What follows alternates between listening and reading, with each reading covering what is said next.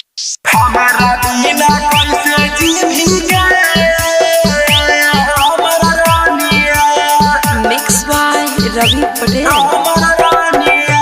DJ Kanchan Raj Muzaffarpur. हमारा बिना कैसे जीविका हमारा छोरी के चली जाई भीगे हमारा रानिया। छोरी के चली जाई भीगे हमारा रानिया। हमारा बिना कैसे जीविगे हमारा रानिया। छोरी के चली जाई भीगे हमारा रानिया। गम में नशा करहियोगे हमारा रानिया।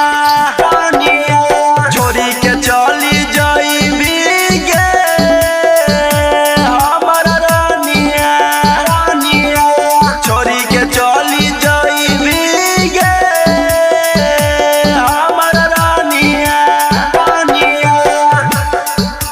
हमारा बिना कैसे जीविगे हमारा रानिया। डीजे कंचन राज मुजफ्फरपुर।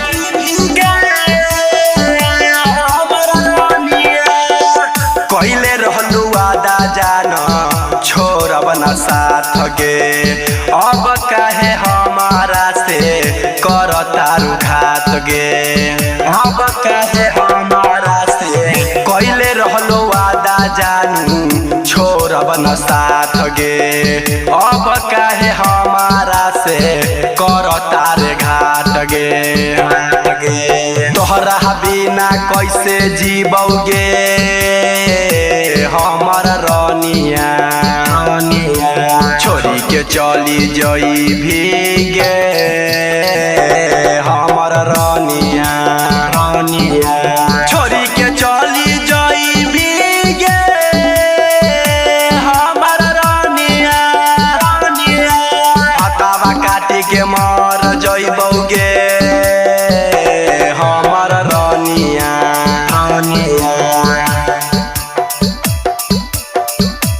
हमारा रानिया। डीजे कंचन राज मुजफ्फरपुर।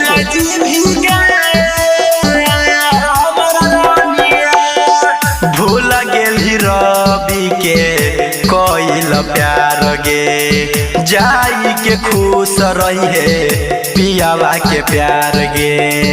जाई के खुश रही है भूल गेली रवि के कोइल प्यार गे जाई के खुश रही है पियावा के प्यार गे। कहत रहे हरि शंकर गे हमारा रानिया। छोरी के चली जाई भीगे हमारा रानिया।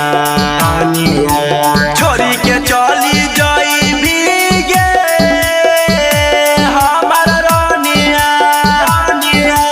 छोरी के चली जाई भीगे हमारा रानिया। यादव रिकॉर्डिंग स्टूडियो सीरा चौक सीतामढ़ी।